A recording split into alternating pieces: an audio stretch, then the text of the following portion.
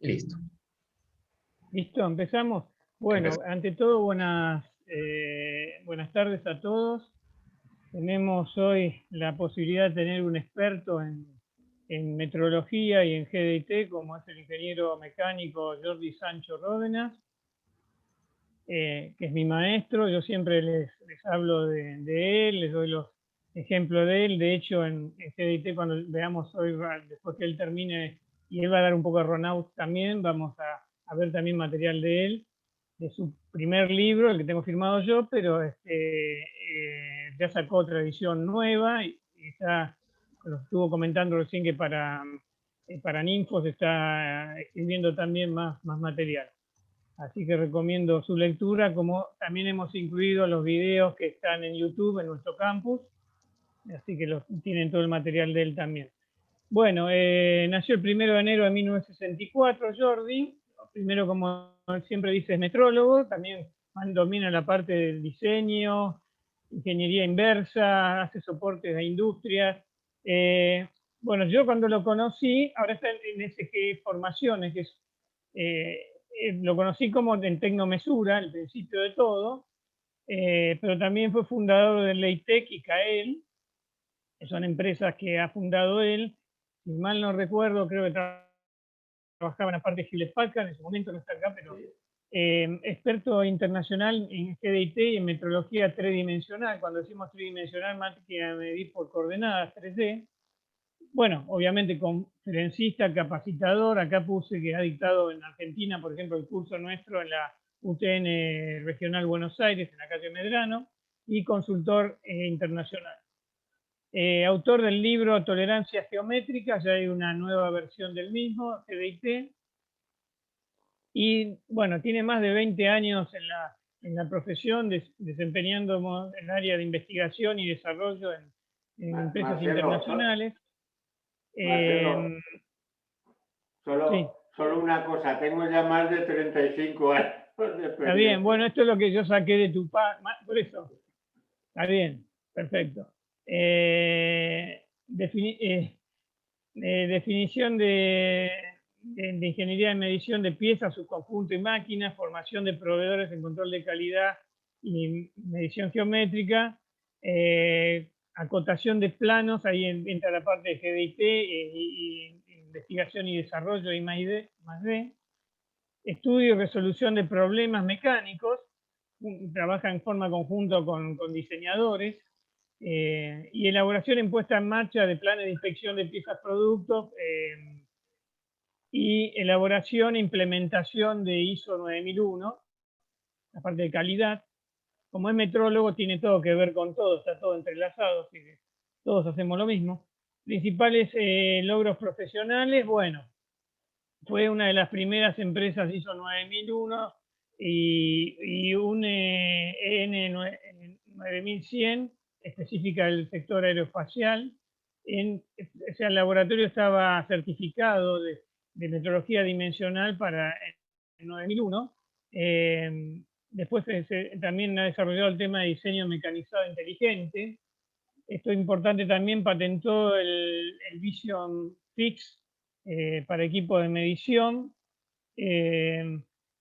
También me acuerdo que trabajabas mucho con PCDEMIS, desarrollo y registro de formulación estadístico en el tema del CEP, control estadístico de proceso, y diseño patentado del sistema de fijación, que es lo que vimos nosotros cuando vimos la parte de metrología de Alufix, o sistema de fijación para clampear las piezas. Alufix es una marca, pero hay muchos sistemas de fijación, es la que tenemos acá en Argentina, pero bueno, él ha diseñado sistemas de fijación para clampeos de piezas y para poder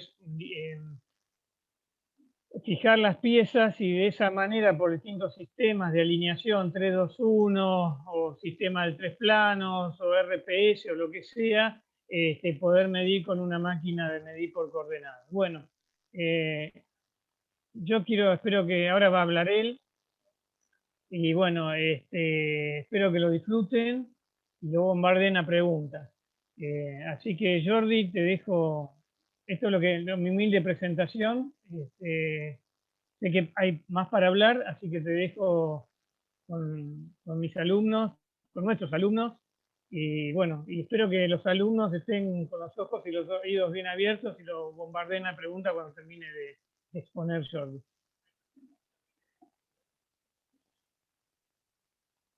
Muchas gracias, Marcelo.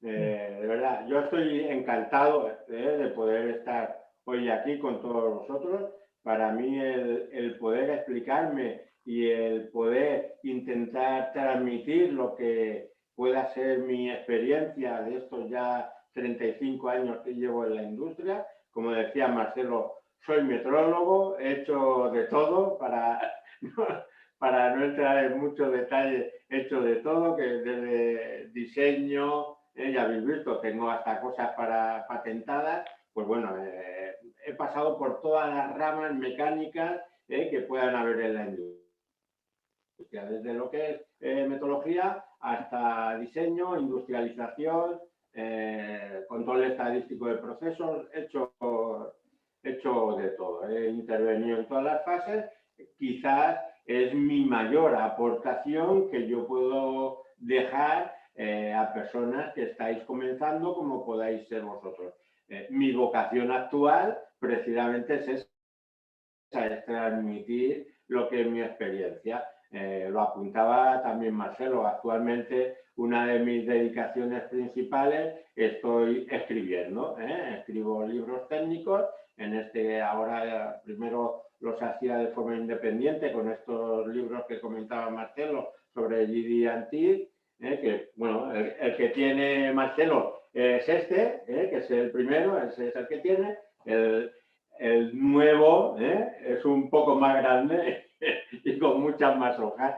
A medida que vas teniendo experiencia, no que tengas experiencia, a medida que te vas encontrando con sugerencias que te van haciendo las personas, te vas dando cuenta de que cosas que tú posiblemente das por entendidas, igual las tenías que haber explicado más extensamente. Ahora mi dedicación es esa, estoy con la editorial Paraninfo, realizando distintos libros, siempre sobre la rama mecánica, que es mi experiencia. Consultoría, pues hago muchísima consultoría en cuanto a metrología y GD&T. A veces dicen que es que me cuelgo medallas, no, lo digo yo, me cuelgo las medallas porque si no me las cuelgo yo, no me las van a colgar. Estoy considerado pues uno de los mayores expertos a nivel internacional de todo lo que son GD&T y tolerancias geométricas. Sobre todo si hablamos de lengua española, pues estoy considerado, si no entre el grupo de los más expertos. Voy a haceros una presentación, quiero hacer esta presentación lo más abierta posible. Me gusta que si hay algo concreto en la explicación, pues que se me interrumpa. Oye, esto no me ha quedado claro, explícamelo de otra forma. Cualquier consulta que tengáis, si la podéis agrupar, porque estamos haciéndolo en plan virtual, vamos parando, hacemos 2 o 3 paradas y lógicamente una al final, pero si por lo que sea necesitáis alguna aclaración de algún punto en concreto, a mí me paráis y yo estoy abierto a responder cualquier cosa. Y lógicamente, pues al final, pues me bombardeáis a todas las preguntas que se os puedan ocurrir e intentaré responderlas todas. Voy a compartir una presentación que tengo en PowerPoint y sobre ella vamos hablando.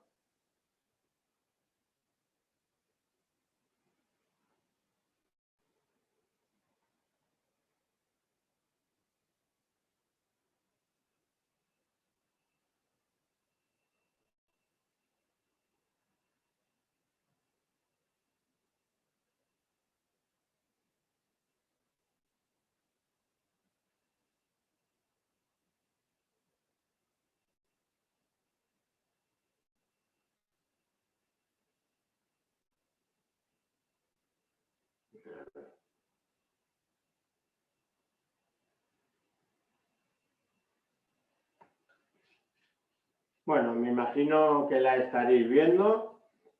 Yo por lo bueno, la estoy viendo, si tuviera cualquier cosa me lo decís, pero yo voy adelante. Lo que es la presentación, ya creo que hemos hecho bastantes presentaciones, pues voy pasando adelante. Bueno, lo del canal de YouTube también nos lo ha dicho Marcelo, pues perfecto. El libro. Mira, en cuanto a tolerancia geométrica, GD-ANTI. GD-ANTI sería la nomenclatura más norteamericana, tolerancia geométrica es la más española, digamos, y europea, ¿no? Más en lengua española. Pues muchas veces me encuentro con que hay personas que se piensan que estos símbolos lo que hacen es restringir más a lo que sería la pieza. Y es todo lo contrario. GD&T es un método de acotación que lo que intenta es dar el mayor margen posible para que las piezas puedan ser fabricadas. Por lo tanto, está pensado para reducir costes. Y está pensado para reducir costes manteniendo siempre los mismos márgenes de diseño. Es un sistema de acotación que nos permite adaptar las tolerancias al funcionamiento real de la pieza. Y yo voy a empezar dando unas claves que debemos de tener siempre muy en cuenta. Muchas veces parece que empecemos las casas por los tejados en vez de empezarlas por las bases. Y entonces yo sí que me gusta mucho parar en conceptos que son de base. Y un concepto muy fundamental que es de base es que el plano de una pieza es la definición de producto. Es lo que el diseñador, donde define cómo debe funcionar su pieza, qué son las características mecánicas, geométricas que debe tener su pieza, las define en un plano. Por lo tanto, definición de producto. Y algo que nunca se nos debe de escapar. El plano de una pieza tiene carácter contractual. Es un contrato entre proveedor y cliente. Esto es importantísimo. Me encuentro en muchas empresas que dicen, yo sé que mi pieza no cumple el plano, pero funciona. Y entonces, pues, no tengo problema. Sí, tienes un problema. Y es que no estás cumpliendo el contrato. Es verdad que una pieza puede funcionar, pero a pesar de que no esté cumpliendo el plano, porque los márgenes con los que está interactuando con otras piezas no son los márgenes extremos, pero eso se le puede dar y cuando se dé tendrás un problema grave porque tu pieza no está cumpliendo el contrato. Y luego también otra cosa que me veo muchas veces y es que un plano tenga varias interpretaciones posibles, que no esté bien cerrado y que quede abierto a varias interpretaciones. Un contrato no puede darse este caso. Entonces, nosotros cuando diseñamos y cuando acotamos un plano, esto lo debemos tener muy en cuenta. Debe de tener una única interpretación y como metrólogos, yo soy metrólogo, como metrólogos, cuando detectamos cualquier tema que puede tener varias interpretaciones, tenemos que avisarlo, como mínimo avisarlo. Hay una cosa que yo siempre digo, el metrólogo es una persona que no únicamente debe cumplir estrictamente con lo que dice un plano, debe ser capaz de denunciar las cosas que no dice o que no dice correctamente. La mejor manera que tiene cualquier persona, esto lo digo para metrólogo, pero me vale para cualquier tipo de trabajo, para que se dé valor a nuestro trabajo, lo que tenemos que hacer es aportar valor. Y nuestra manera de metrólogos de aportar valor es esto, ser muy conscientes de que este contrato se debe de cumplir, ser muy conscientes de que si hay malos entendimientos, malas formas de explicar, que se hagan el metrólogo al final se acaba convirtiendo en el experto en GD&T. Y es curioso, porque muchas personas podrían decir, no, hombre, el experto es el diseñador. No, esto no es así. El diseñador debe ser experto en GD&T, yo no digo que no. Pero el verdadero experto es el metrólogo, porque es el que cada día se enfrenta a un plano, se enfrenta a los problemas que puede generar un plano. Esta deficiencia que yo digo muchas veces contractual, es el metrólogo el que hace de juez. Por lo tanto, al final, es lo que comentaba hace un momento, es el experto en GD&T.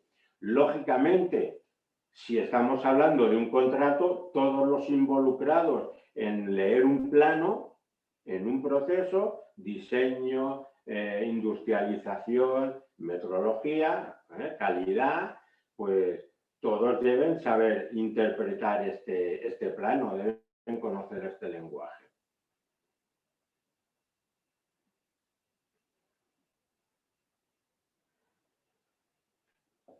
Dentro de esto, lo que comentaba, el diseñador debe dedicar todos sus esfuerzos en la realización de un diseño robusto.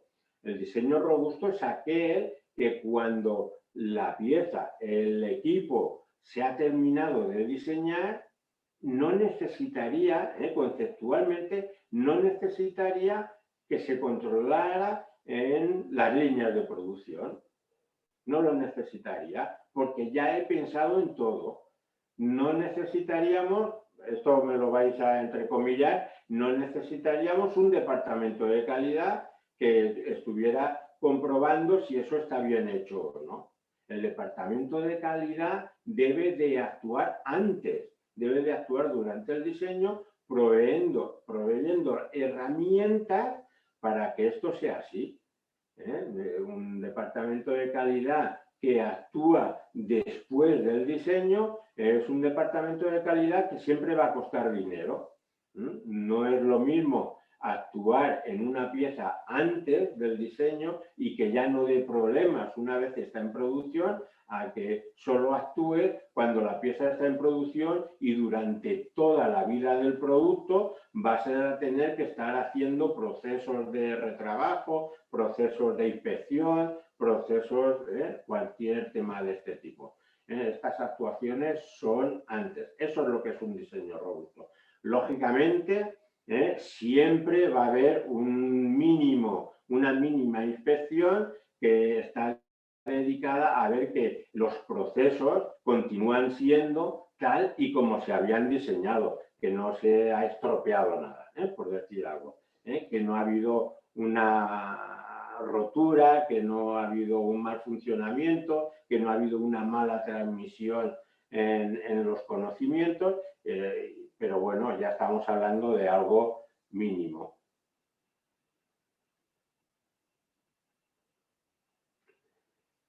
Algo que me he encontrado también muchas veces a lo largo de lo que es mi trayectoria profesional. Diseñador, hace el plano en GD&T, metrología, calidad, recibe el plano en GD&T. Lo recibe el fabricante y no sabe ni qué son esos símbolos. Y entonces fabrica las herramientas para industrializar. Imaginaros un molde de inyección. Fabrica el molde de inyección sin tener en cuenta esto. Él recibe un 3D y mira, yo mecanizo y como mi máquina es muy buena, pues ya lo hago. No, tiene que tener muy en cuenta qué es esto de las referencias, qué es lo que me están pidiendo. Si no sé lo que me están pidiendo, pues muy difícilmente voy a poder aprovechar al máximo mi tecnología para entrar muchas veces en las tolerancias que se me está pidiendo.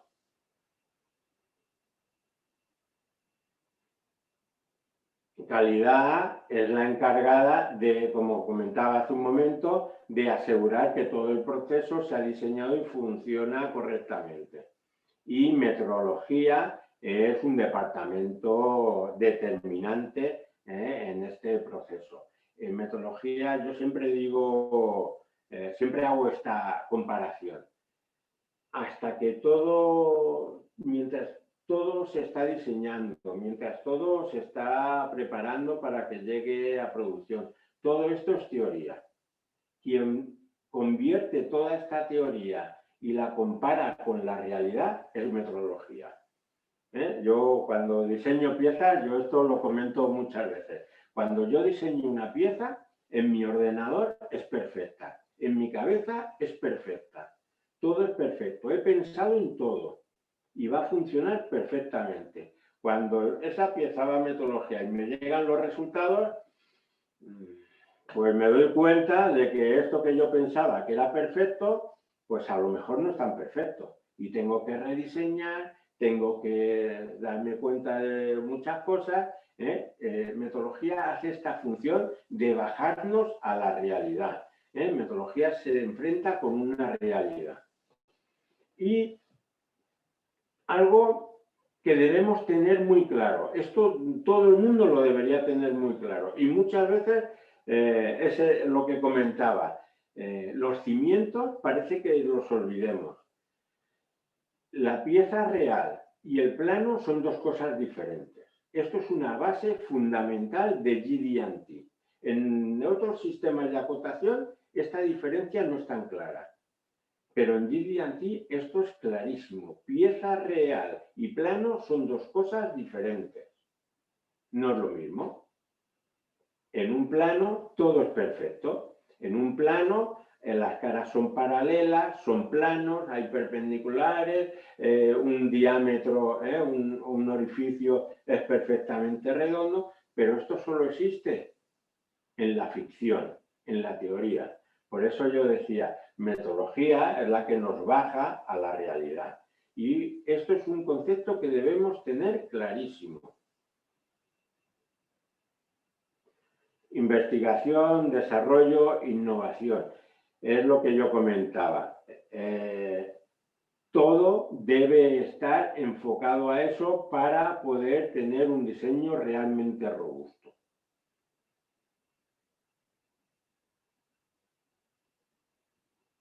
Bueno, cuando hablamos de tolerancias geométricas GD&T, hablamos de un lenguaje internacional normalizado. Yo sobre esto también siempre digo lo mismo. GD&T no es únicamente un lenguaje internacional normalizado de acotación de planos. No es solo eso, es eso, pero no es solo eso. GD&T es una filosofía de diseño. Tiene que estar en la cabeza de todos los diseñadores mecánicos para traspasarlo en el plano, para el proyectista poderlo hacer perfectamente, para el industrializador poder hacer los útiles de industrialización perfectamente, para la producción establecer todos los útiles que necesiten las cadenas de producción y poder hacerlo correctamente, calidad, lógicamente, metodología, lógicamente. Es un concepto global, un concepto global de diseño robusto, de industria. Un concepto global, importantísimo. La norma ASME 14.5 es la norma de GD&T en cuanto a lo que sería la parte norteamericana. Las normas ISO están divididas troncalmente en la 1101, de la que cuelgan distintas normas. Muchas veces me dicen, bueno, ¿y esto quieres decir con esto que son dos normas diferentes y tenemos que tener unos conocimientos de la ISO y unos conocimientos de la ASME? No. En realidad es lo mismo explicado de formas diferentes. Yo siempre hago la misma comparación. El español que yo hablo es muy diferente, bueno, muy diferente, entre comillas, es diferente al que habláis vosotros. Cuando lo hago con México igual, dentro de España pues me pasa igual, no es lo mismo el que hablamos aquí en Cataluña con el que se habla en Andalucía. cada uno tenemos nuestros modismos. Hay palabras que no las decís allí o suenan diferentes que cuando las decimos aquí, al revés exactamente igual. ¿Y eso quiere decir que no nos entendamos? Nos entendemos, si no, no estaría haciendo esta charla. Nos entendemos perfectamente y ya está. Pues la ISO y la ALME nos pasa exactamente lo mismo. ¿Hay alguna puntualización? Sí, hay alguna puntualización. Pero una vez las conoces, las puedes tratar perfectamente igual.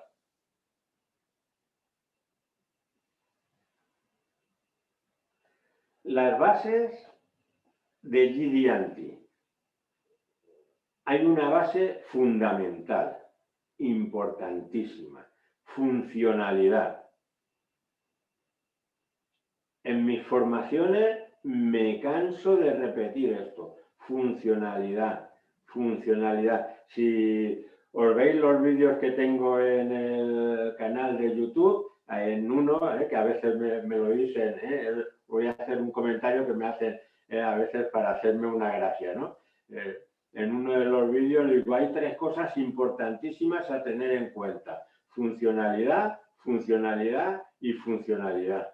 Porque de verdad nada tiene sentido si no tiene un sentido funcional. Yo no puedo poner una dimensión, no puedo poner una cota, no puedo poner sobre todo las referencias si no son funcionales. Una pieza que supera el plano quiere decir que en las líneas de producción va a funcionar. Bueno, esto ya veréis que lo comentaré un poquito más. Algo que ya he dicho, la pieza real y su plano son 2 cosas diferentes. No voy a decir que son 2 cosas totalmente diferentes porque si no iríamos mal, pero son 2 cosas diferentes. Y siempre pensar en este concepto de I+D+I, investigación, desarrollo e innovación, como un concepto de diseño robusto. Este concepto que yo decía de que las piezas, una vez han pasado a producción, no dan problemas. Ese es el concepto que debemos de tener. Algo que a veces explico, y esto a veces los managers, sobre todo los que están en compras, el departamento de compras, parece como que cuesta un poco de transmitírselo. Vamos a ahorrar dinero. Vamos a ahorrar dinero y vamos a diseñar, en vez de con 20 ingenieros, vamos a diseñar con 10. Y en vez de hacer un diseño en un año, lo hacemos en 6 meses. Bueno, si tú ahorras dinero en diseño, lo estás ahorrando durante ese periodo de diseño. ¿Eso qué te va a suponer? Te va a suponer que a lo mejor fallos que hay en el diseño que van a producción, ese fallo se va a ir repitiendo durante toda la vida de producto. Claro, estamos comparando un ahorro en un periodo de tiempo bastante limitado que te va a provocar un gasto en toda la vida del producto. O te va a provocar rediseños, o te va a provocar actuaciones de intervenciones cada X tiempo. Es un gasto que vas a tener, que te va a repercutir durante toda la vida del producto o que vas a tener que solucionarlo más tarde. Bueno, pues ya no has ahorrado tanto dinero. Todo lo que inviertas en las fases de diseño, en todos los sentidos, no estoy hablando solo del diseñador, hablo de los procesos, hablo de todo lo que es metodología involucrada, todo lo que es el departamento de calidad involucrado durante la fase de diseño, es un ahorro muy considerable durante toda la vida del producto. Todos los esfuerzos que hagamos en esas fases nos van a ayudar mucho. Esto lo he comentado. El plano de pieza tiene carácter contractual. Debe tener una única interpretación. Funcionalidad. Aquí es donde quería ahondar un poco más. Una pieza que supera el plano es que tiene la garantía al 100% de que esa pieza no tendrá problemas de montaje y funcionamiento. No tiene sentido que una pieza que supere el plano después me pueda dar problemas. Todos los esfuerzos que yo como diseñador haga para que el plano quede bien establecido, bien entendido, con una única interpretación, deben estar dedicados a esto, a que cualquier pieza que supere el plano. Pero ojo, importante, pieza que no supera el plano quiere decir que tengo una probabilidad real de que en las líneas de producción tenga fallo. No tiene sentido que para cumplir con el primer punto tire piezas, tire a la basura piezas que sean buenas. O sea, este límite de funcionalidad debemos ser capaces de ajustarlo. Mientras mejor lo ajustemos, más ahorraremos dinero. Y como GD&T tiene herramientas que nos permite ajustar esto al máximo, pues es lo que yo decía al principio, nos permite ahorrar dinero. Cuando acotas por el método tradicional, no. Cuando acotas por el método tradicional, vas estrechando tolerancias. Tu única herramienta es estrechar tolerancias. Estrecho más, espera, estrecho más. ¿A costa de qué? A costa de tirar muchas piezas que sabes seguro que son buenas. Luego más adelante veremos un ejemplo muy sencillito.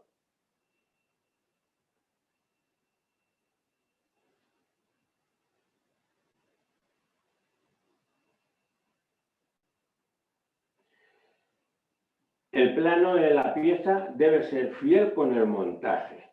Esto es algo escrupuloso. El plano de una pieza me debe explicar cómo la pieza se monta. Al final hay una cosa muy importante. Nosotros en un plano trazamos unas líneas de cota. Claro, esas líneas de cota están proyectadas en un plano, están sometidas a un sistema de coordenadas tridimensional.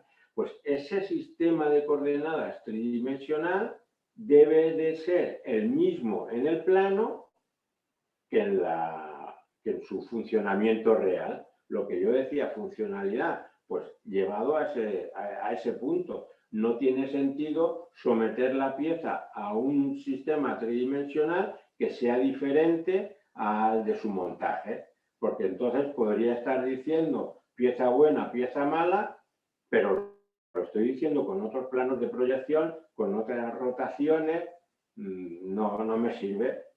Tiene que ser idéntico. Por eso es tan importante el punto este de que las piezas y los planos son dos cosas diferentes.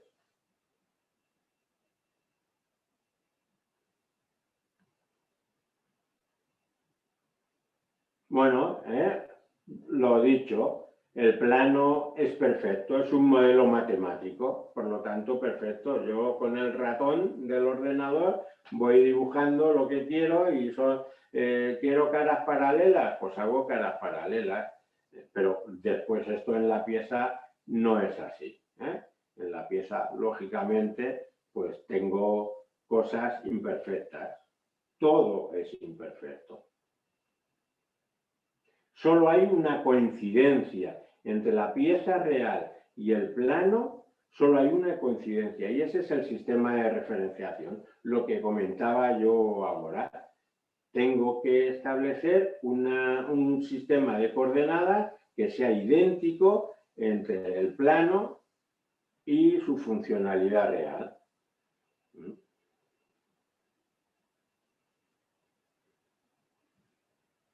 Lo comentado, GD&T es una filosofía de diseño. Este cuadro no lo voy a comentar mucho, solo voy a comentar una cosa. Veis aquí que tengo una caja de calidad, otra de I+D, industrialización y producción. Y entre todas ellas hay flechas. Es verdad que I+D pasa cosas a industrialización, pero si lo hago sin tener en cuenta industrialización, me estoy equivocando. no somos burbujas independientes. Si yo estoy diseñando una pieza de inyección de plástico, ¿quién sabe más de inyección de plástico? ¿Yo o el propio inyectador? Pues muy posiblemente no estaría de más que me siente con él y que me explique cosas. Y que me diga, oye, pues si me pones un nervio aquí, se te puede deformar la pieza por aquí. Si la pieza es de estampación metálica, me pasará exactamente lo mismo. Yo sabré cosas, yo sé mucho, pero seguro que sabe más el propio fabricante. Con producción me pasa exactamente igual. Al fin y al cabo, si no nos realimentamos, seguro que cometemos fallos. Es mucho más fácil el hablarnos entre todos. Esto para todos los ámbitos de la vida, la comunicación es importantísima. Voy a entrar un poco ya en más detalle con lo que son las tolerancias geométricas GID y ANTI. Aquí vemos en qué están divididas. Muchas veces parece que solo tengamos la parte de la derecha, el grupo este de clasificación por grupos, y vemos los distintos símbolos.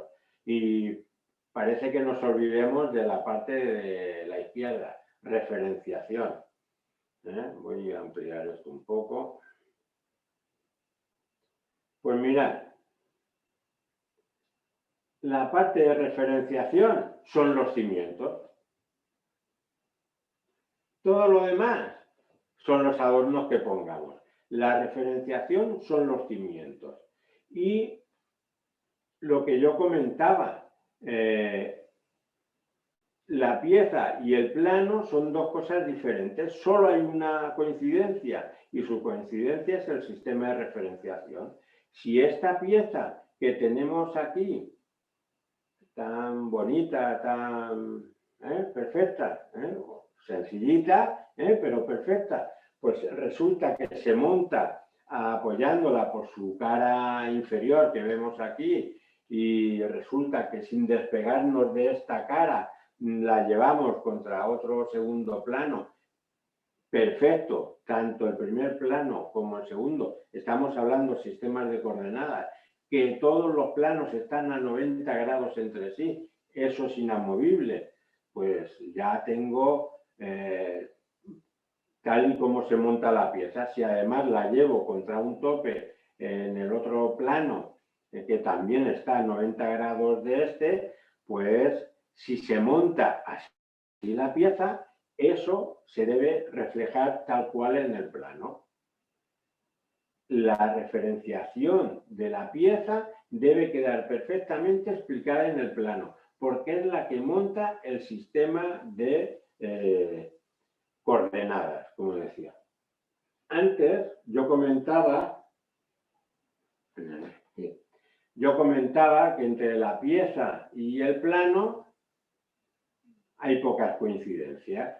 Pues bueno, esta pieza que vemos ahí es esta.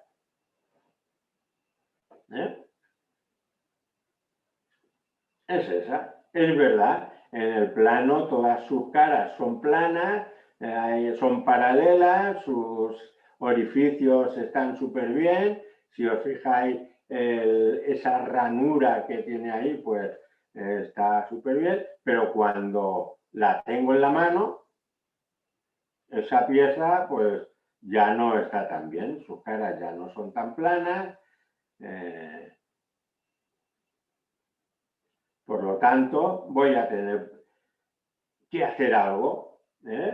¿Por qué no referencio por esta cara en vez de por esta? Pues porque no son paralelas ni planas.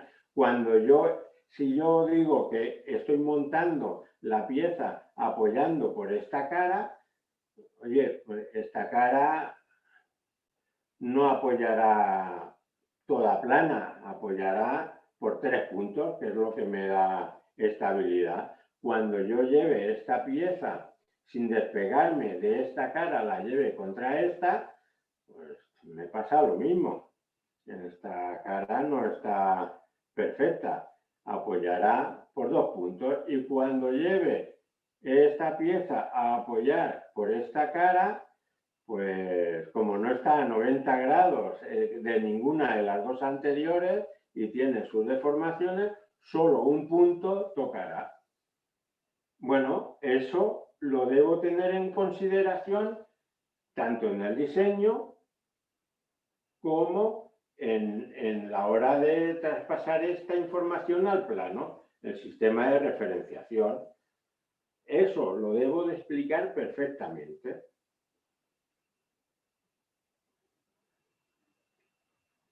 Bueno, luego, aparte de eso, pues tengo mi clasificación por grupos.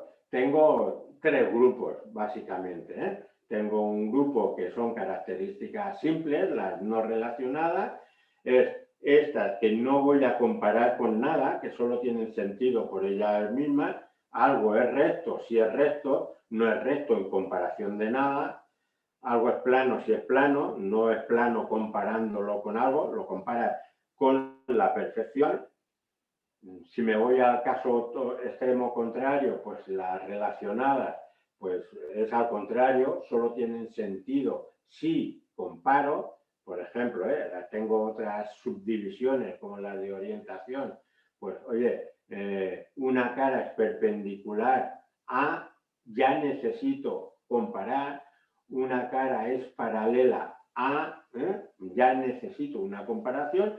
Pueden ser otras geometrías o pueden ser las propias referencias, y luego tengo un grupo intermedio, que serían los de perfil. Un grupo que parece pequeñito, pero no lo es. Es un grupo muy extenso porque actualmente las tecnologías, el hecho de que yo pueda comparar directamente las piezas directamente con los modelos matemáticos, me permite que este grupo sea muy amplio. Cuando yo empecé en la metodología, que los 3D no existían, pues esto era muy complicado y entonces este grupo era muy pequeñito. Y cuando nos veíamos en un plano un error de perfil, bueno, esto era una locura. Actualmente no, actualmente es muy sencillito y por lo tanto muchas cosas las puedes acotar a través de errores de perfil. Si tiene sentido. Vuelvo a repetir, también hay que tener en cuenta una cosa. Numéricamente hay muchas cosas que son compatibles. Un error de perfil en solo forma puede ser compatible a una planitud, numéricamente hablando, pero no es lo mismo una planitud que un error de perfil. Una planitud me das un número, oye, ¿es plano o no es plano? Si no cumple la planitud, yo siempre esto lo comento, hay que pensar cómo actúo si da mal, si esto está mal. Pues si está mal una planitud, lo que hago es volver a planear. Lo vuelvo a repetir la geometría. El error de perfil no. El error de perfil es un escaneado y necesito reportar o que me reporten ese escaneado, porque mi intención no es volverlo a hacer todo, es ir a atacar las zonas que están mal. Tengo esa intención, me está determinando adaptabilidad, y como me detecta adaptabilidad, pues las partes que no se adaptan son las que toco, las que se adaptan no las necesito tocar. Aunque numéricamente parezca lo mismo, la forma de actuar no es la misma. Bueno, esto lo debemos de tener en cuenta. Aquí hacer una consideración. El grupo de localización en el 2018, la revisión de norma de GD&T, la 14.5 de GD&T del 2018, todo lo que es localización lo ha pasado por posición verdadera. Ya no existe concentricidad, ya no existe simetría, todo se hace por posición verdadera. En tu primer libro, ¿sí? estaba eso, ¿te acordás? Vos lo habías planteado eso. El primer libro tuyo ya lo habías planteado y ahora la norma lo lo cambió. Hay a veces que me dicen que soy profeta. Yo lo iba a comentar. Para mí es un acierto. Para mí es un acierto. Es lo que yo comentaba. Al fin y al cabo, yo decía, cuando yo empecé, como no tenías el 3D, tenías que tener otras herramientas. Sinceramente, hoy en día, en localización, por lo único que podía tener sentido mantener concentricidad y simetría es para que las dimensiones básicas en el plano no aparecían porque eran 0. Pero es que ahora no aparece ninguna dimensión básica, por lo tanto no tiene sentido hacer esta distinción. En la ISO se mantiene todavía, en la ISO aún se mantiene. Esperemos, yo a veces que me hacen consultas, esperemos que algún día me tengan en cuenta y desaparezcan, porque ya no tienen sentido. Ya digo, en el 2018 la 14.5 de la ASME desapareció. Y por último tenemos el grupo de oscilación, que es un grupo muy dinámico. Muy dinámico me refiero a que es muy funcional. Yo que insisto tanto en funcionalidad, funcionalidad, funcionalidad, pues oscilación es el no va más en funcionalidad. Haré una pequeña, ahondaré un poquito en el tema este. Algo importante, voy a hacer un repaso muy rápido, no, en una hora es muy difícil poder explicar muchas cosas, pero sí que me gustaría hacer unas puntualizaciones sobre todo. Las dimensiones básicas, TED en lo que sería la nomenclatura ISO. TED es de Theoretical Exact Dimension, pero bueno, Basic Dimension en el argot de la ASME. Son coordenadas teóricas, no medibles, no se pueden medir. Yo las divido en 3 grupos. Que un grupo sería la que ubica los propios puntos de referenciación. Cuando yo decía que el plano de esa pieza solo iban a tocar 3 puntos, si quiero ser yo el que provoque esos puntos de contacto a nivel de diseño, para diseñadores, esto es lo más cercano a la perfección, que yo provoque cuáles son los puntos de contacto, no que me los invente en el plano, que los provoque en el montaje real. Si yo provoco esos puntos de contacto, pues pongo los target points, los puntos de referenciación, y digo, todo lo que me ubique esos puntos de referenciación, esos target points, tienen que ir con dimensiones básicas. No son medibles, es un input. Yo como metrólogo no lo puedo medir, es un input que tengo en el plano que me está diciendo qué punto he de tocar para construir ese plano, esa línea. Son inputs que tengo, por lo tanto no es algo medible. También están las dimensiones básicas que limitan zonas de aplicación. Oye, podemos decir, quiero que midas este error de perfil entre el punto A y el punto B. Y entonces el punto A tiene una dimensión básica, el punto B tiene otra dimensión básica. Tampoco lo puedo medir. Vuelve a ser como antes, un input que hay en el plano que dice en la zona donde aplica, no es medible. En un informe de metodología no tiene sentido que digan cuánto hace, porque solo puede hacer eso. Y luego existe un tercer grupo, que son las dimensiones básicas que aplican a una tolerancia geométrica. Veremos ahora una posición verdadera, pues que tiene 2 dimensiones básicas, y dice, ¿estos tampoco tienen tolerancia? Sí, estos grupos sí tienen tolerancia a las dimensiones básicas, pero su tolerancia es la tolerancia geométrica. No se puede hacer una evaluación bueno o malo por la dimensión básica, sino que se hace por la tolerancia geométrica. ¿Deben aparecer en el informe de inspección? Sí, deben de aparecer, porque Si está mal la tolerancia geométrica, la única manera de dar información para que se corrija es a través de decir o explicar cómo estaba la dimensión básica. Es la única diferencia.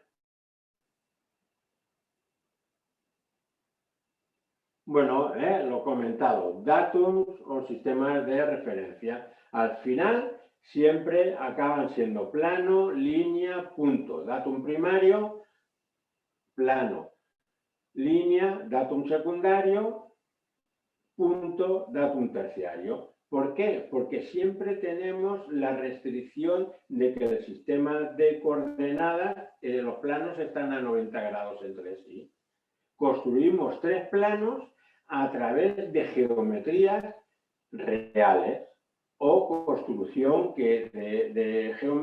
construcción que hacemos a través de geometrías reales. Por ejemplo, en el ejemplo que yo ponía de esta pieza que vemos ahora, cuando yo pongo la pieza, si yo pongo la pieza sobre un plano, pues estará tocando por 3 puntos. Estoy haciendo lo que se llama la nivelación. Me estoy generando un plano con esos 3 puntos de contacto. Cuando yo llevo la pieza contra el segundo plano perfecto que está a 90 grados, en realidad también estoy construyendo un plano. Estoy construyendo un plano que está a 90 grados del primero y que además contiene la línea de contacto en esa geometría. Y cuando llevo la pieza contra este lateral, también estoy construyendo un plano. Tiene un punto de contacto solo, pero estoy construyendo un plano, porque estoy construyendo un plano que está a 90 grados de los 2 anteriores, que además contiene ese punto de contacto. Claro, esa restricción de 90 grados, el primero no tiene restricción, por lo tanto, datum primario. El segundo tiene restricción, 90 grados de ese datum primario. Y el tercero tiene 2 restricciones, a 90 grados de los 2 planos anteriores. Eso es lo que me determina la prioridad de los datum. Datum primario, datum secundario, datum terciario. En un plano es tan importante saber identificar o saber transmitir cuáles son las referencias como sus prioridades. ¿De acuerdo? Eso es algo importantísimo. Y un comentario que quería hacer. Esto siempre me gusta ponerlo a nivel de que lo penséis. Que lo penséis. Son preguntas que muchas veces hago en mis formaciones y pues aquí está. Claro, yo aquí tengo 2 piezas que encajan dentro de otra. Y tengo una pieza azul que hace 20 y por el proceso de fabricación me da un más menos 0,1 y tengo la naranja que también me hace lo mismo, 30 y por proceso un más menos 0,1. Esto me podría llegar a inducir que ese 50 es un 50 más menos 0,2. Pues no, esto es un error.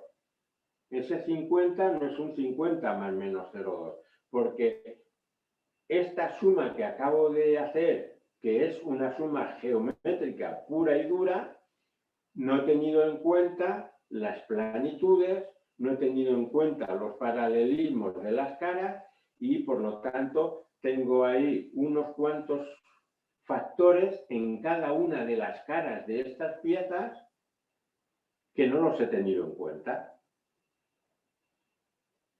También tengo una cosa que va en mi favor. Esto también lo digo. Yo cuando diseño hago cálculo de cadenas de tolerancia.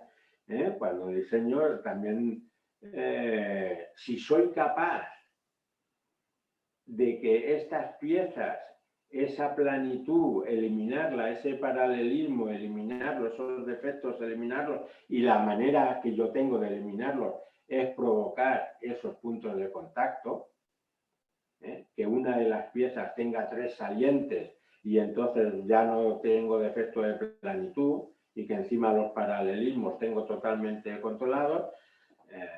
Si resulta que ese 50 podría yo decir que es 50 más menos 0,2, pero a mí me dicen, no, es que 50 más menos 0,2 no nos lo podemos permitir. Tenemos que rebajar esa tolerancia. Lo puedo hacer, porque esto es una suma geométrica. Esto solo lo digo a nivel de que os lo podáis pensar. Esto es una suma geométrica. No tengo por qué hacer sumas geométricas. Puedo hacer sumas estadísticas y sumar una campana de Gauss de 20 más menos 0,1 con una campana de Gauss de 30 más menos 0,1 y también buscar ese más menos 4 sigma, que significaría, y veréis que ese 50 más menos 0,15 o algo así. Al fin y al cabo es traspasar el 100% de probabilidad al 99,997%. En la industria perfectamente aceptado.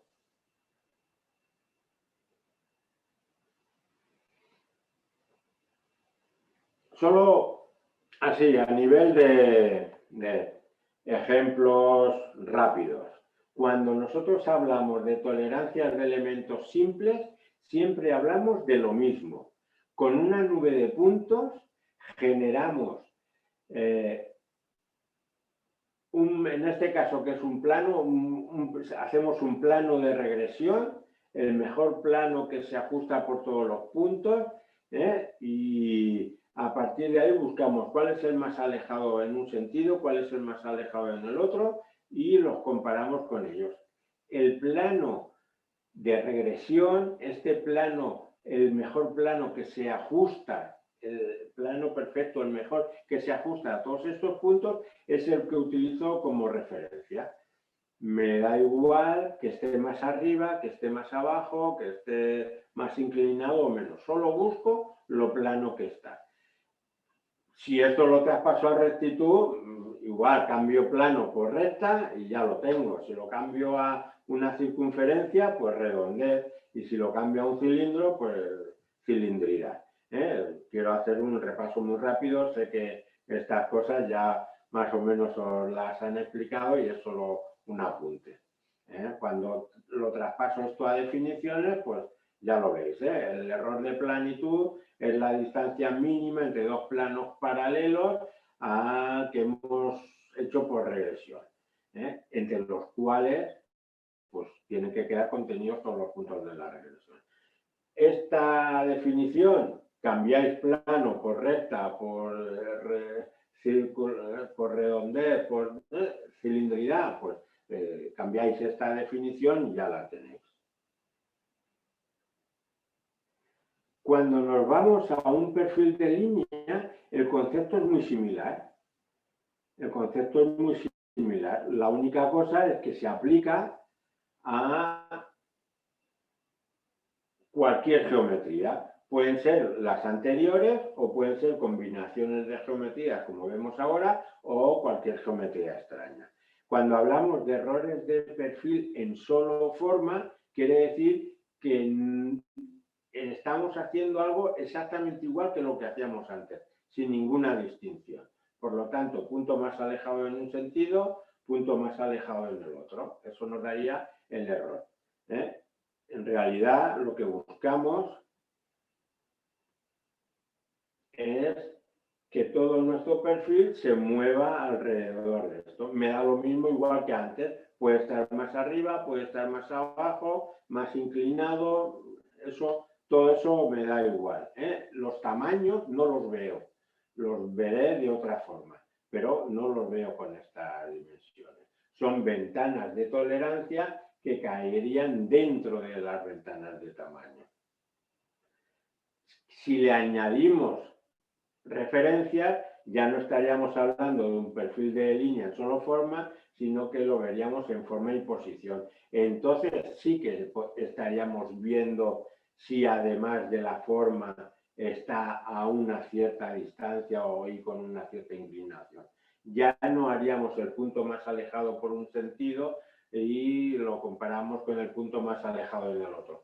Simplemente veríamos el punto más alejado en uno de los dos sentidos y multiplicaríamos por 2, que sería el ancho de tolerancia real que estaría cumpliendo mi pieza. Cuando vamos a los de orientación, pues la verdad es que es algo muy similar, ¿eh? Cuando yo veía planitud, pues es muy similar al paralelismo, con una diferencia fundamental, y es que no hacemos plano de regresión. Ahora el plano con el que vamos a comparar ya lo tenemos, en este caso n. Ya tenemos un plano con el que vamos a comparar, por lo tanto será comparar el punto más cercano a n con el punto más alejado a n. La referencia ya la tenemos, no nos la tenemos que construir como hacíamos antes por regresión.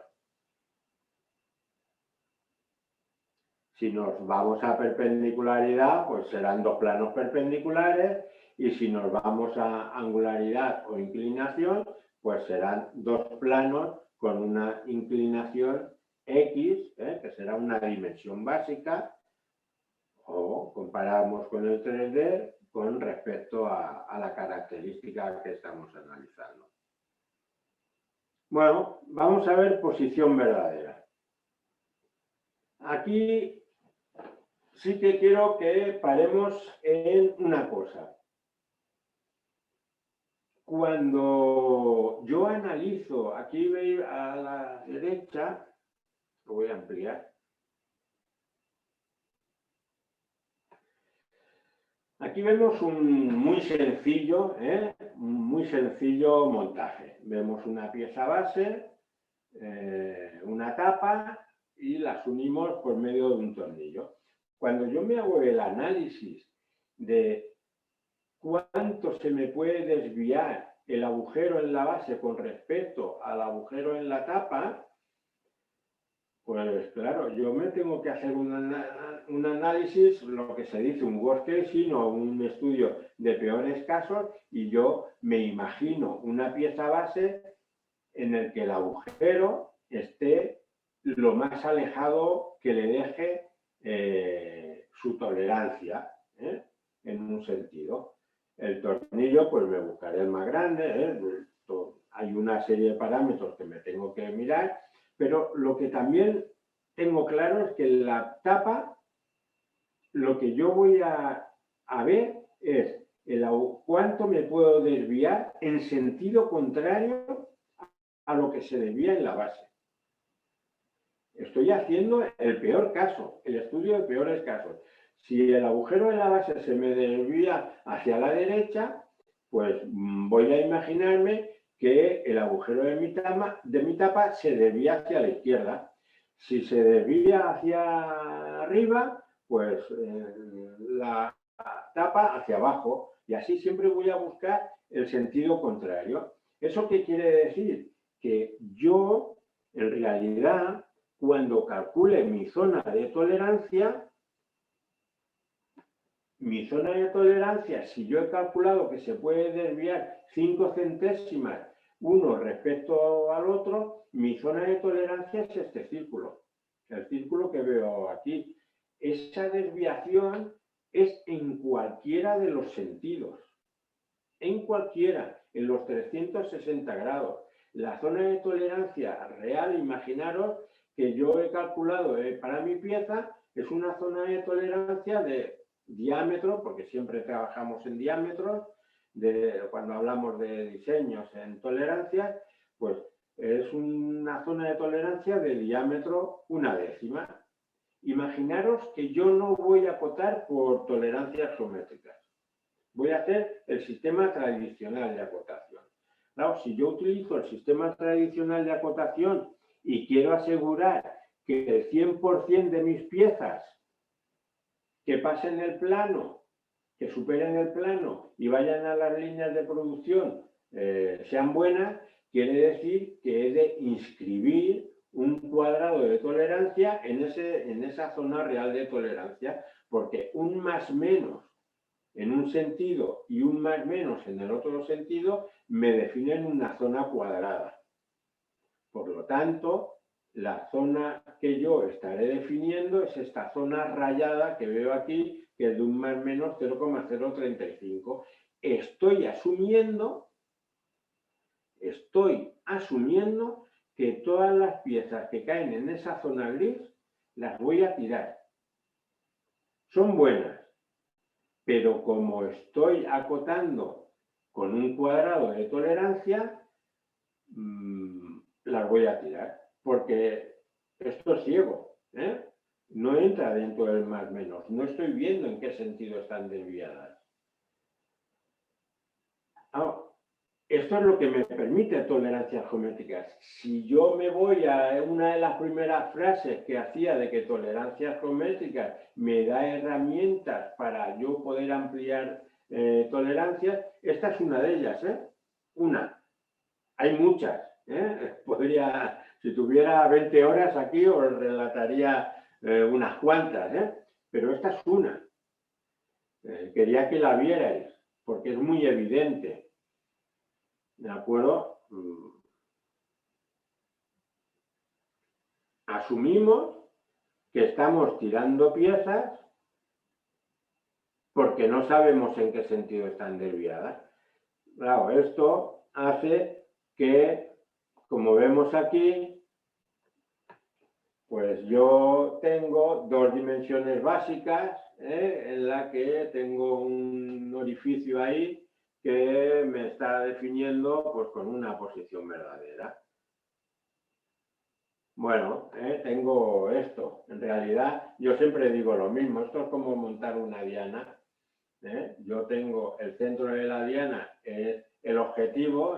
Si yo os imagináis que tiramos un dardo, pues tengo, vale, he apuntado a ese objetivo en la coordenada 12 y la coordenada 5,5, que serían las dimensiones básicas, pero en realidad he dado en el 12,42 y en el 5,475. Esa desviación es la hipotenusa de un triángulo rectángulo. Todos tenemos un amigo que se llama Pitágoras, que me dice que la raíz cuadrada es la suma cuadrática de los catetos, desviación de x al cuadrado más desviación de y al cuadrado, en este caso, su raíz cuadrada, pues me da la desviación. Como no trabajamos con radios, sino que trabajamos con diámetros, lo multiplicamos por 2 y eso será la realidad que está cumpliendo mi pieza en error de posición verdadera. Esto a veces me dicen, bueno, es que ahora tengo que calcular. Antes lo hacía de forma directa. Bueno, si lo haces de forma directa tienes que tirar piezas. Este cálculo, sinceramente, es un poco elemental, y todo el mundo trabaja en Excel, todo el mundo tiene actualmente máquinas de medición tridimensional, casi todo el mundo, pero el Excel sí que lo tiene todo el mundo, y dice, bueno, hacer esto no te supone nada.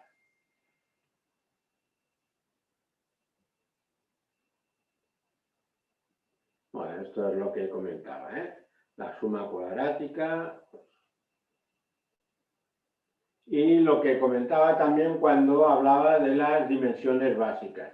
Aquí ese 5,5 y ese 12, pues sí que son dimensiones básicas que deben de aparecer en el informe, porque si no estuviera bien el resultado, que aquí está justito, si no estuviera bien, pues mi manera de poderlo corregir sería a través de corregir esta desviación, y eso me lo señalan las dimensiones básicas.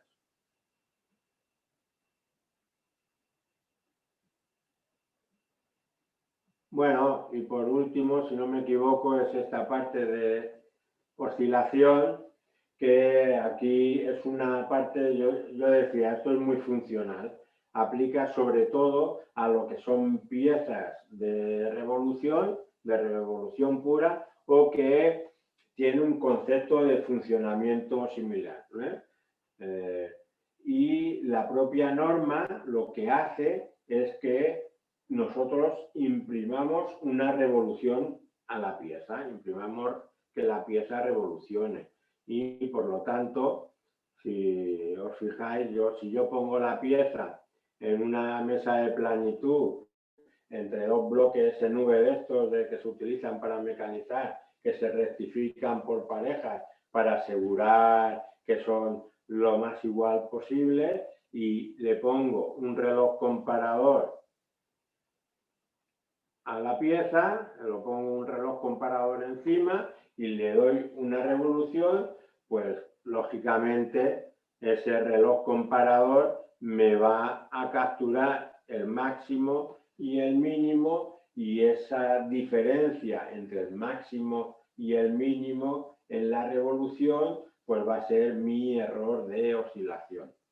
Cuando hablamos de que es el de una flecha, opción de que es en este caso error de oscilación circular, pues cada vez que yo mueva el reloj comparador, lo haré en todas las secciones que considere oportunas. Cada vez haré el máximo y el mínimo, y la diferencia me dará un valor. El peor de todos los valores será el que se debe reportar.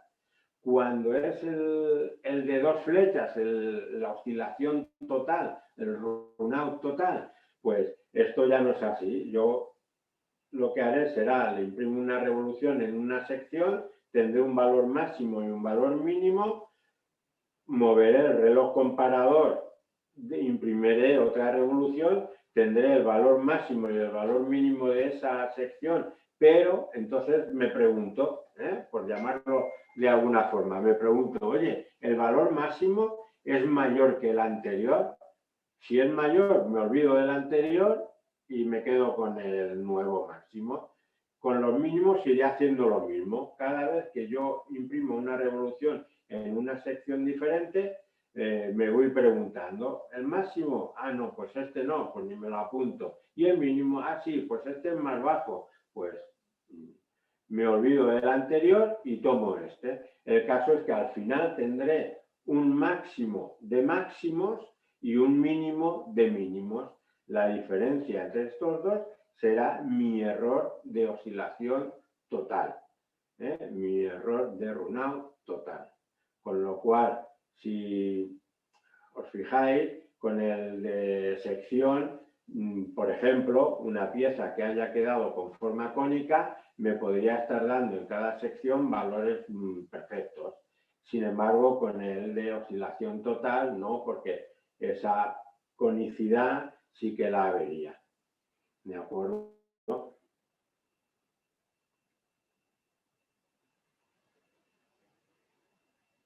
Bueno, también yo lo he explicado con lo que sería con la oscilación radial, siempre apuntando hacia el centro de giro, pero también puede ser axial, en el mismo eje. Al fin y al cabo, la cara puede ir moviéndose en este sentido. Yo pues, muchas veces pongo el ejemplo de que cuando cambio la rueda de la bicicleta, si no alineo bien el eje, me va tocando en las zapatillas de freno después y no me funciona bien. Pues eso sería el error de runout axial.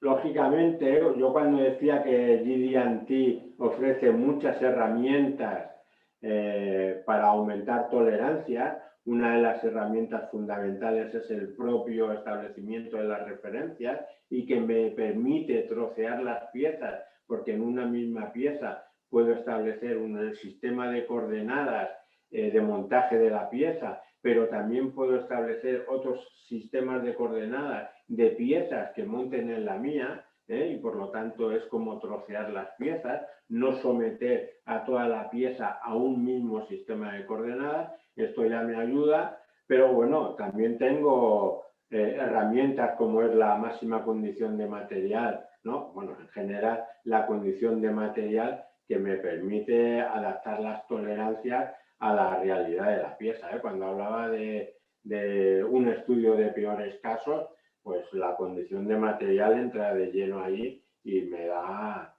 mucho margen. Son herramientas que debéis conocer. Bueno, con esto yo creo que hemos hecho un repaso muy rápido, ya podéis imaginar que es algo muy rápido, pero a partir de ahí, pues, todas las preguntas que queráis, todo lo que me queráis comentar, intento resolverlo.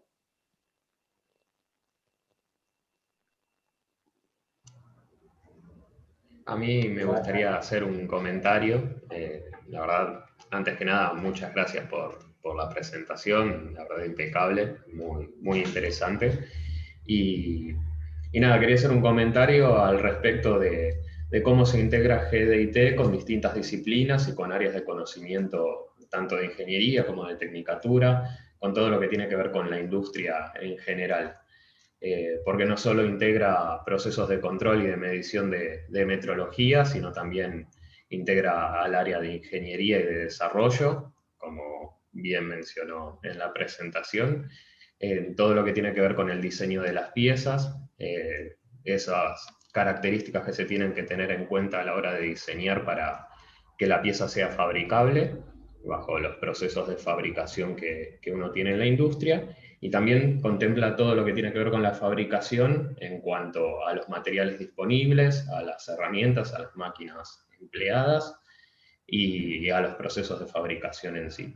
Y después, bueno, algunos conceptos generales de calidad, lo que tiene que ver con los controles que se hacen sobre las piezas, sobre el uso de las normas de calidad también, y también lo que se relaciona a finanzas y a las fuentes proveedoras de la industria, porque obviamente todo esto tiene en miras que haya una reducción de los costos, que se puedan emplear la mayor cantidad de piezas fabricadas posibles, y que también se pueda hacer el análisis de las piezas que fabrican los demás para una empresa en sí. Así que nada, quería hacer ese breve comentario al respecto de esta integración de distintas disciplinas y contenidos dentro de lo que se trata GDIT.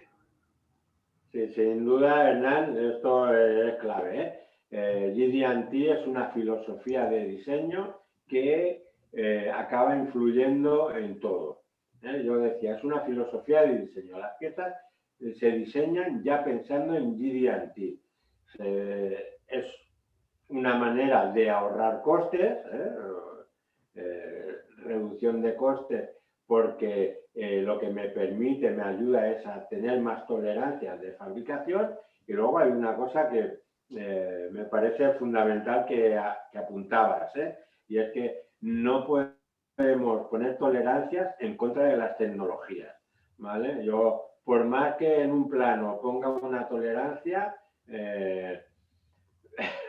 si no he acertado con la tecnología, no, esto no funciona. Está muy bien especificado todo lo que has dicho, ¿no? Jordi, te quería hacer, a ver, en la clase pasada nosotros vimos la diferencia que hay entre Datum, simulador de Datum y Datum simulado.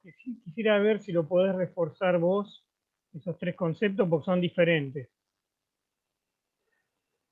Bueno, por un lado, vamos a ver, lo que es yo siempre hago una distinción, bueno, hay una distinción clara entre lo que es un datum como referencia de pieza a lo que es una geometría datum, ¿vale? Y la interrelación que hay entre ellas. Cuando yo hablo de datums como referencias de pieza, hablo como sistema de coordenadas. Y estoy construyendo un plano, una línea y un punto, por llamarlo de alguna manera. Por lo tanto, tres planos a 90 grados, como he explicado, a través de puntos concretos. A través de, yo decía, de los target points, ¿no? O los puntos de referenciación. ¿Esto lo puedo hacer a través de geometría? Sí, por ejemplo, los que trabajan con norma ISO, parece que como tengan esta tendencia a la norma ISO, los ejemplos de referenciación se hacen a través de geometrías datum. Pero una geometría datum no tiene por qué ser después un datum. Y es más, hay lo que se llama el principio de independencia, que sería que una geometría cualquiera, cuando actúa a nivel comparativo, por ejemplo, en un paralelismo, me da igual que en el sistema de referenciación sea primaria, secundaria o terciaria, porque a nivel comparativo va a actuar como si fuera un primario.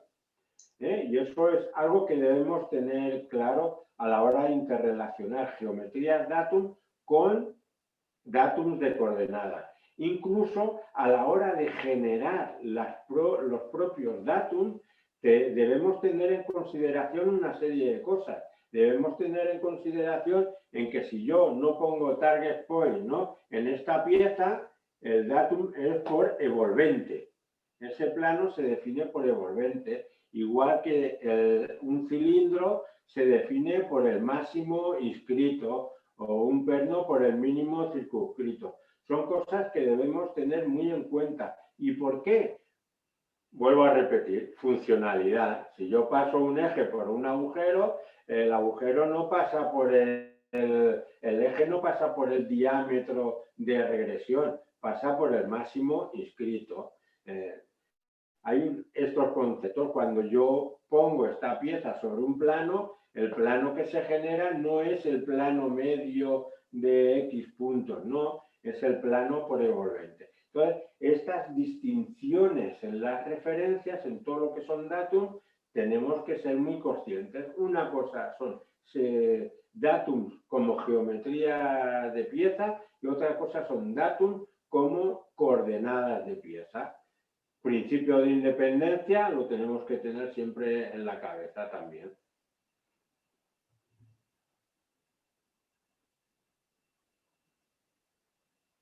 Señor Jordi, buenas noches. Disculpe, Hablando, dale.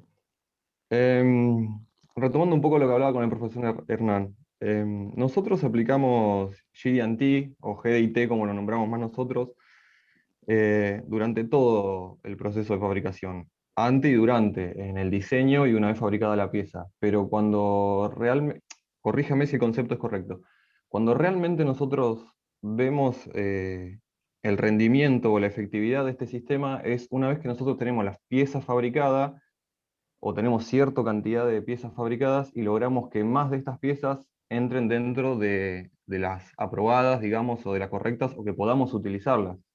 Entonces, esta sería la principal premisa con la que podemos defender este sistema de acotación, hablando de costos, ¿no?, del ahorro de costos. ¿Es correcto esto? Bueno, es una forma de verlo. Yo lo que sí que te diría es que quizás hay que intentar anticiparlo siempre antes.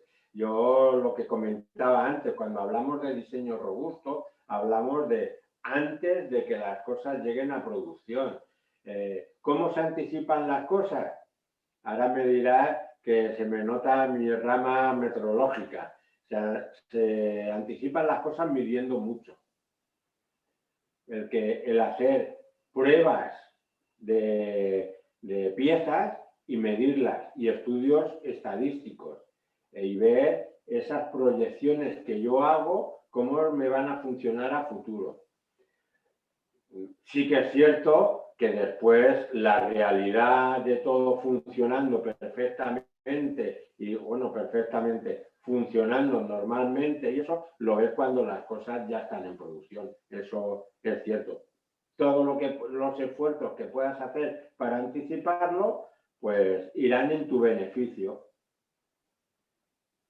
Claro, claro, claro. A eso me refería. Una vez que tengamos las piezas en mano, ahí nos vamos a dar cuenta de que estuvo bien la inversión que hicimos anterior Claro, bueno, en si el has estudio. hecho una muy buena inversión, no quiere decir que despilfarres, ¿eh? Si has hecho una muy buena inversión y equilibrada en todo lo que es la fase de puesta en marcha antes de llegar a producción, pues eso lo vas a poder ver en la fase de producción. Yo tengo un compañero, yo le robo este concepto, y es que una pieza solo se puede ver que esté bien diseñada si todo el GD&T, todos los conceptos estos, cuando llegan a producción, están correctos y todo el mundo los entiende correctamente. Y se han hecho los estudios estos de peores casos, se han hecho todos los estudios de capacidad y que todo esto fluye de una forma normal. Yo también algo a comentar. Cuando actúo como producción, yo no acepto que me pasen una pieza hasta que no me demuestran que esa pieza cumple todas las tolerancias que me han puesto en un plano. Y me enseñan los estudios de peores casos que se han hecho y me enseñan todas las pruebas que se han hecho. Y así se demuestra después el ahorro. Perfecto, muchas gracias por aclarar y muchas gracias por la presentación. Suena trillado, pero realmente Marcelo nos ha hablado muchísimo, usted siempre lo usa como referencia. Así que un gusto conocerle la cara. No, el gusto es mío. Jordi, una pregunta te quería hacer. Sí. Yo la clase pasada di también la parte de unequal, que es cuando tenés en forma de una línea, que se está acotando actualmente, forma de una línea, forma de un perfil, cuando no es simétrica la tolerancia. ¿Podrías reforzar eso, que es el nuevo término que se está utilizando, Sí. la U famosa? Sí, esto siempre se ha podido hacer. Sí. El desplazar una tolerancia siempre se ha podido hacer. Sobre todo trabajando en norma ASME venía explicado. Venía hasta, igual se me va alguna fecha, pero si no me equivoco, hasta el 2009 venía explicado con la línea de eje. Yo pongo una línea de eje, raya punto, y si no le pongo dimensión básica, pues estoy desplazando esa tolerancia en ese sentido. Si le pongo una dimensión, imaginemos que es un error de perfil de 0,2. Si le pongo una dimensión básica hacia afuera de que me dice que es 0,15, pues estoy desplazando la tolerancia 0,15 hacia arriba, el resto, que serían 5 centésimas, hacia abajo. Eso, como veían que había problemas de interpretación, sobre todo cuando los planos se mezclaban con los de la ISO y eso, pues cambiaron el sistema y han hecho el modificador este de la U, ¿no? Del APE. Un acierto, me parece genial porque ahora queda súper claro. Ya no hago líneas en el plano, sino que esto que acabo de explicar con línea de eje, pues ahora lo hago directamente en el cajetín.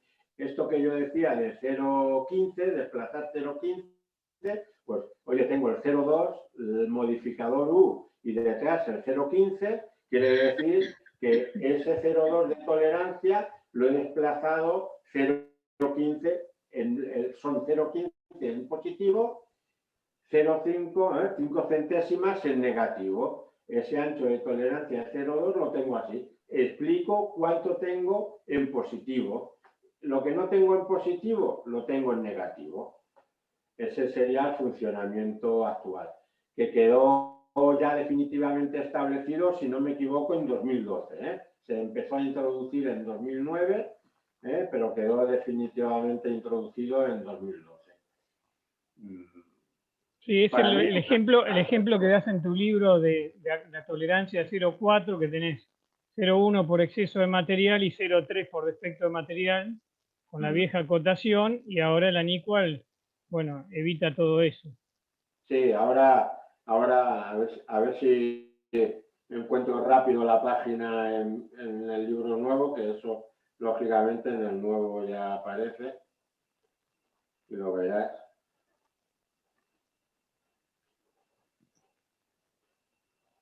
La verdad es que ha sido un sistema que la verdad es que ha quedado muy bien. Queda muy claro ahora. Queda muy claro. A ver, no sé si se ve. Sí, sí, se ve. Sería cómo se hace ahora.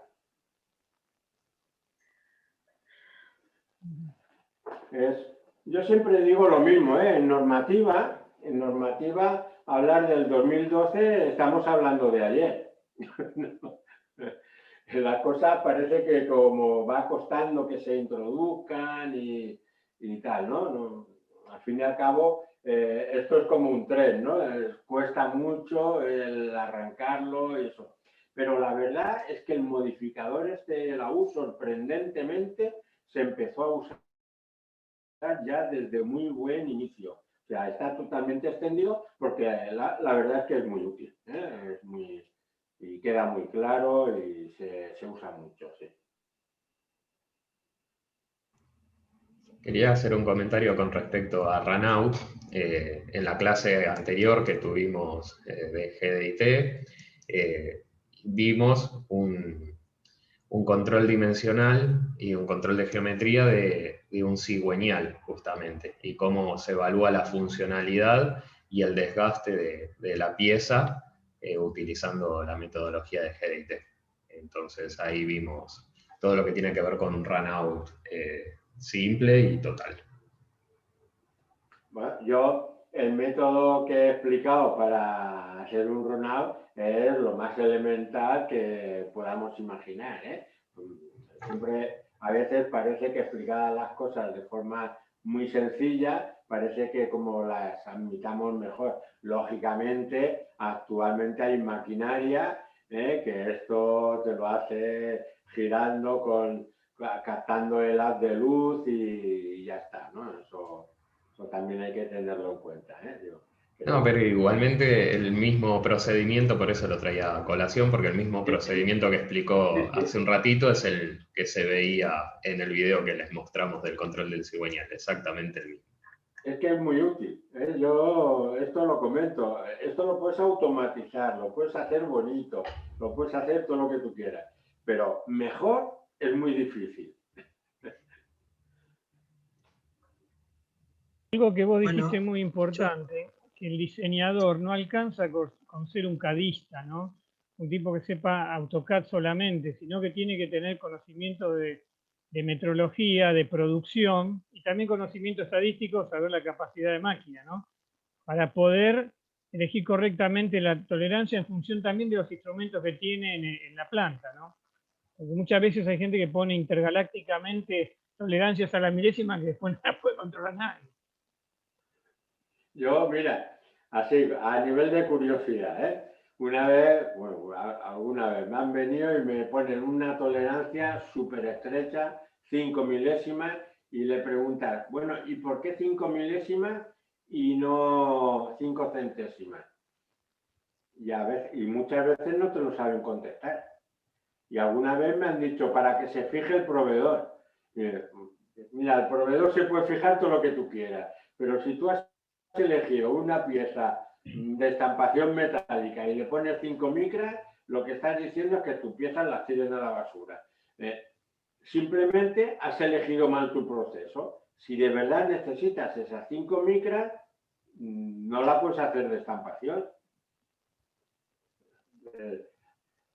Tienes toda la razón. El diseñador debe conocer perfectamente las tecnologías de fabricación y que hasta dónde puede llegar y hasta dónde no. Y que esto no es una cosa de que si yo pongo un número en el plano, ese número se va a cumplir. Hay un concepto, mira, esto es algo que me gusta comentar. El mejor diseñador no es el que diseña con tolerancias estrechas. El mejor diseñador es el que consigue que sus diseños funcionen con tolerancias amplias. Porque eso es lo que no te va a dar problemas en producción. Si yo soy capaz de diseñar una pieza de estampación metálica y le pongo tolerancias de más o menos 1 milímetro, he sido muy buen diseñador, porque eso no va a fallar nunca. Yo la verdad, Jordi, muchas gracias. Siempre digo lo mismo. Aprendo todos los días. sigo sigo aprendiendo. Y en función y en línea con lo que dijo Marcelo, y para ustedes, chicos, bueno, gracias por estar hoy. La verdad que hay un caudal importante de estudiantes y graduados, así que me pone contento esto. Esto que pareciera que no pasa constantemente, pasa y muy seguido en las empresas. Y sigue pasando esto de que cuando uno diseña a la centésima o a la milésima, piensa que la máquina que tiene en planta tiene una precisión de esas características. Y no la tiene, porque vibra, porque es vieja, porque es obsoleta. Entonces ahí, eso es verdad, de que el diseñador tiene que ir al campo. El diseñador tiene que bajar de la oficina, tiene que ver digamos, a la gente, a la máquina, a ver cómo funciona todo eso. Porque pasa, porque pasa. Y la comunicación tiene que ser estrecha. Eso es así. Vos decías recién que el mejor diseñador es el que diseña con mayor amplitud de tolerancia. Y bueno, y yo te digo algo, porque cuando uno arma una pieza, no es una sola pieza como la que mostraba recién Jordi, que la tiene ahí y la referencia a un plano. No, esa pieza va conectada con otra, y esa otra, o esas dos, a su vez van ensambladas en otras dos más. Entonces, si nosotros sumamos las tolerancias que tiene una con otras, y hacemos tolerancias muy finas de cada una de las piezas cuando armamos el conjunto, y bueno, ahí vamos a ver si eso funciona o no funciona. Por eso es una filosofía, como decimos, ¿no? O sea, es así, o sea, todos tienen que trabajar en pos de que eso funcione. Y esto va de arriba abajo y de abajo para arriba. No, la verdad que apasiona este tema. Muy bueno. Muchas Yo gracias quería por estar hoy, ¿no? aclarar una cosita, que tuvimos la suerte que una alumna de la Tecnicatura, estando en calidad, le ayudaba a interpretar planos a la gente de ingeniería porque no entendían la parte de GDT. Y bueno, eso para nosotros es muy beneficioso, y un alumno de nuestra Tecnicatura consiguió su trabajo porque le dijo al ingeniero que le estaba haciendo la entrevista, ¿me deja interpretarle el plano?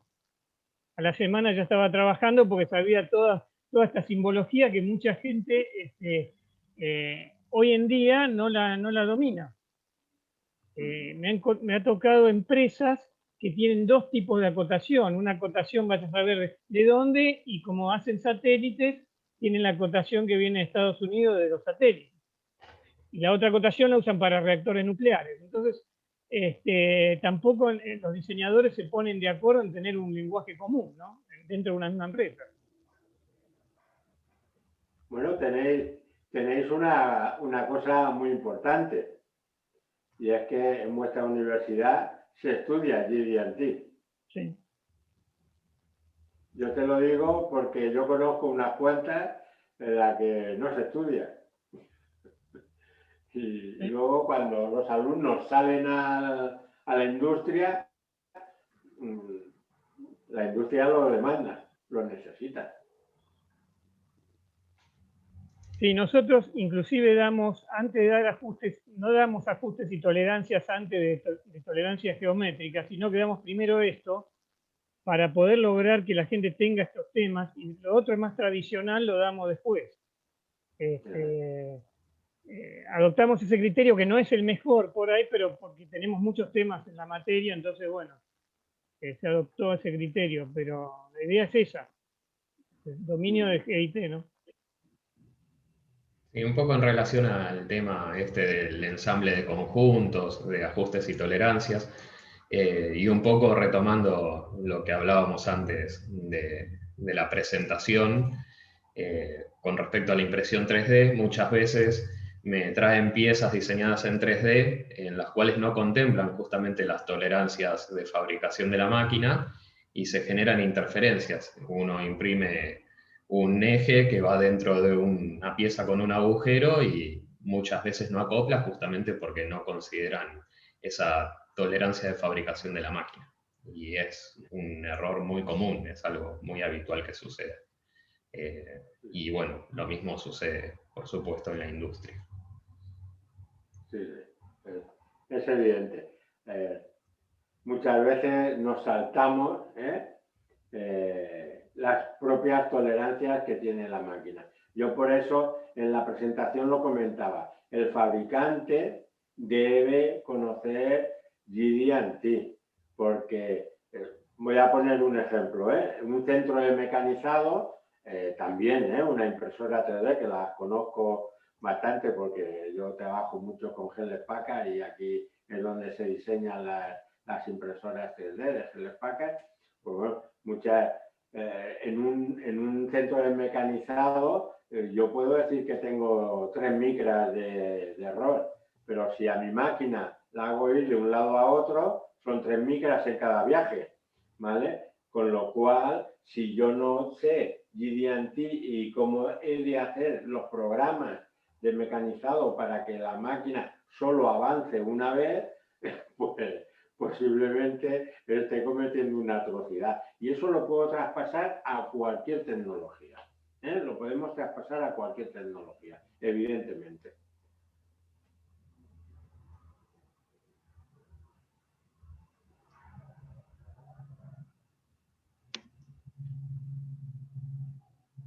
Bueno, yo les agradezco, Marcelo, por esta invitación, por este contacto con Jordi, que para todos nosotros y para nuestros estudiantes y egresados es tan importante, y lo vamos a seguir invitando, sobre todo porque el año que viene cumplimos 10 años en la Tecnicatura y estamos pensando en hacer algún festejo de tipo académico, convocando a estas personalidades que realmente nos transfirieron mucho conocimiento. Así que bueno, le agradezco mucho, Jordi. Me quedé con la frase que la metrología nos hace bajar a la tierra, es bien experimental, me quedé con esa frase. Aprendí mucho sobre las aplicaciones de geometría, sobre todo como profesora de materias de ciencias básicas, para llevar a matemática y para entusiasmar a los ingresantes, sobre todo con el tema de la geometría. Así que bueno, le agradezco muchísimo, encantada por este contacto, y gracias chicos por estar. Yo me despido con esto. No sé si alguien quiere decir algo más. Gracias, Rolando, por permitir yo que me se hagan despedir de todos vosotros, agradeceros de verdad la invitación y agradecer a los asistentes, a los que habéis participado, pues agradeceros esta participación, yo encantado. Me gustaría, si todos pueden prender la cámara, si pueden prenderla, nada más como para que Jordi los pueda ver y para digamos, tratar de humanizar la pantalla. Pero bueno, sepan lo siguiente, ¿no? Allá en España, ¿qué hora es ahora, Jordi? Pues la 1 de la madrugada casi. La 1. Bueno, así que bueno, vean, trabajó todo el día y ahora para ella ya son las 1 de la mañana, así que un doble aplauso para todo eso, ¿no? Así que muchas gracias, Jordi. No mucho más que lo que dijo Ceci, lo que yo te dije antes de que entraran los chicos. La verdad que es un placer tenerte con nosotros y darle las gracias a Marcelo de tener esta posibilidad también, ¿no? A través de Marcelo poder haberte contactado. Así que un lujo para la Tecnicatura y para los chicos también. Decirte que acá hoy hay muchos graduados que sin embargo entraron. Así que ese es el respeto también que tienen los chicos a través de las charlas que emanen de Marcelo, de Hernán, obviamente ahora se suma Yelén, en el reconocimiento que tienen hacia una persona como vos. Así que les agradezco también a los graduados, ¿no? Que estén hoy acá. Bueno, por mi lado, muchas gracias, Jordi. Muchas gracias a todos, ¿no? Me sumo al agradecimiento de Rolando, la verdad que, como dije antes, una muy interesante charla respecto a GD&T y a ingeniería y desarrollo y diseño en general, así que muchas gracias. Bueno, alguien tiene que hacer... Gracias. Sí, yo quería agradecer. La verdad que quedé sorprendida, Jordi, cuando dijo que en muchas universidades no se ve este tema. Se gradúan muchos ingenieros sin saberlo, salen así a la industria. La verdad que es un honor pertenecer a esta universidad y a la tecnicatura y tener estos conocimientos. Así que para los chicos que están cursando ahora es motivador. Y agrego esto a Yelén, gracias a Marcelo Iglesias, que es un profesional y un docente de una talla importantísima, ¿sí? Y ustedes lo tienen. Ustedes como estudiantes de la tecnicatura tienen esta calidad de docente. Marcelo siempre hace mucha... Están muy afortunados, muy afortunados. Él hace siempre mucha Gracias, referencia Marcelo. al hecho de que es un lugar en el que se da GDIT y usualmente no suele darse. No es un tema que se dé en muchos lados, así que sí. Yo quería dar gracias por el hecho de la clase de hoy, de la invitación y también avisar comentar que estoy trabajando en ingeniería de desarrollo de producto y lo que es metrología, ensayos, ATF, PIPAP y todos esos modelos de puertas de trabajo, así que denle mucha bola a esto, porque la realidad es que no se encuentran profesionales así, y sí, está muy bueno meterle a estos conocimientos porque ayuda mucho. Gracias, Dayana. Muchas gracias y me alegro mucho por vos.